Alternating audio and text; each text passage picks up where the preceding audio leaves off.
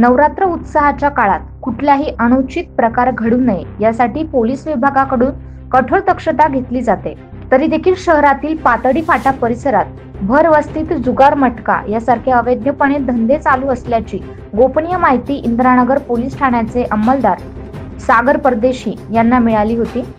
मिळालेल्या गोपनीय माहितीनुसार त्यांनी पातळी फाटा मच्छी मार्केटच्या पाठीमागे सुरू असलेल्या जुगार मटक्याच्या अड्ड्यावर छापा मारला। पोलिसांची चाहूल लागताच जुगार खेळत असलेल्यांनी तेथून पळ काढला।